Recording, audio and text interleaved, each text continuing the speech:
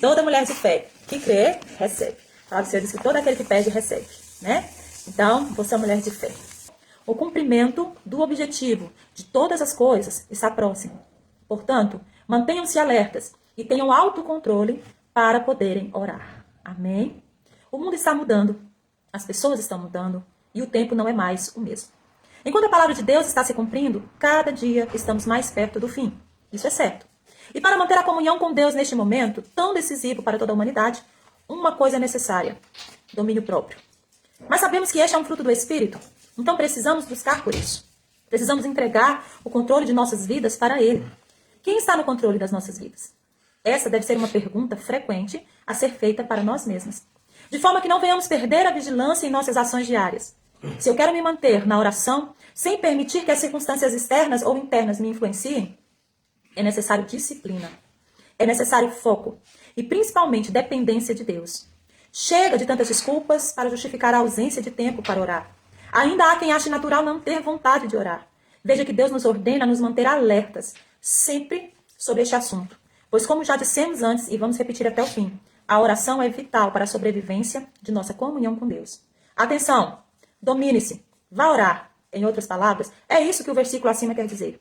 São como palavras de ordem, em meio a uma guerra, em meio ao caos. Amém? Glória a Deus! Eu creio que esse versículo de 1 Pedro é uma palavra de ordem. Assim é Deus, nesse versículo de 1 Pedro, ele está falando para você: ei, atenção, o tempo está passando. Por que Deus chama essa atenção quando o tempo está passando? Ele fala assim: olha, o tempo está passando, já está se cumprindo muitos objetivos, muitas coisas que estão na palavra de Deus estão se cumprindo, cuidado. Porque, não sei se você já observou, quando você dirige durante muito tempo, né? Quando você começa, a sua adrenalina está lá em cima, mas com o passar do tempo, ela vai abaixando. E a tendência é a gente ficar menos atento, a tendência é a gente ficar distraído, né? Mais desconectado. Assim, quando você faz um trabalho repetitivo, assim, quando você está numa aula cansativa, que o professor está falando, no começo você está interessado, mas com o passar do tempo você vai, né, diminuindo o seu índice de atenção. Assim é na nossa vida. A gente começa a vida cristã alerta, eu vou vigiar, eu vou tomar cuidado com as minhas palavras, tomar cuidado com a minha família, eu vou orar todos os dias, mas vai passando o tempo, né, a nossa adrenalina, vamos dizer assim, a nossa adrenalina cristã, ela baixa, e a gente começa a descuidar de algumas coisas. A gente começa a deixar alguns princípios de lado. Mas o Senhor, nesse versículo, ele nos dá um alerta. Ei, cuidado. Domine-se. Não perca a direção, não perca o foco. Preste atenção no que você está fazendo. Não tire o seu olhar do seu alvo, do seu objetivo. Não se distraia. Jesus está perto de vir. Por que a gente sabe disso? Porque os sinais estão aí, irmãos. Então, assim, a gente sabe que Jesus está voltando, mas a gente precisa tomar um cuidado para não se acomodar, não deixar de se dominar, não deixar a adrenalina baixar. Tem que continuar persistente, tem que continuar se dominando. Tem que continuar vendo que o que é errado e o que é certo é certo. Isso nada vai mudar. Não vai ter tempo, não vai ter geração, não vai ter tecnologia que vai mudar isso. Né? Às vezes a dificuldade é tão grande, você está estudando e as distrações, as provas, o trabalho, e você quer desistir. E às vezes você tem que parar e falar: Senhor, me ajuda a não desistir. Me dá domínio próprio. Ou aquela situação que você vai ficando nervosa, vai acumulando problema, vai acumulando, alguém tá falando pra você, tá ali, né, te enchendo a paciência, e você quer explodir. Você quer, como é que é o ditado? Né? Eu vou chutar o pau da barraca, eu vou estourar, meu estupim é curto. Para com isso. Não. Você tem domínio próprio, você está no domínio das suas atitudes, você está no domínio daquilo que você pensa, você está no domínio daquilo que você fala. Então você também tem que ter o domínio para fazer o que é certo.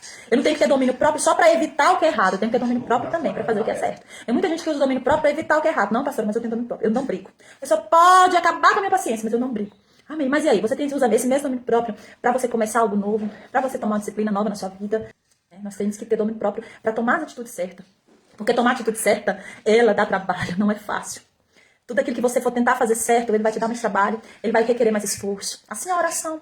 Toda vez que você quiser orar, você vai determinar, quando você começa uma campanha, né? Você marcou, nada te acontece às 18 horas da tarde, mas você marcou de fazer uma campanha às 18 horas da tarde, tudo começa a ser marcado às 18 horas da tarde, a visita chega às 18 horas da tarde, você começa a atrasar para não dar tempo. Para acabar com o teu domínio próprio, para acabar com a tua campanha, para acabar com a tua disciplina. Né? Então a gente tem que ter disciplina. Não custe o que custar. Eu vou fazer. A gente quer. Tem coisa que você entrega para Deus, tem coisa que depende de você. Então, não deixe o passar do tempo fazer com que você perca o seu foco, fazer com que você perca a sua disciplina. Quando a gente Deus, às vezes ele demora para nos responder e faz a gente orar muito, não é nem porque ele não ouviu, porque a Bíblia diz que os ouvidos do Senhor estão atentos, ele não é surdo.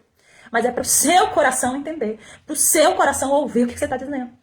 Né? Aí a gente que precisa às vezes de mudança, não é Deus. Deus não muda. Muita gente que perde a bênção, porque não se domina.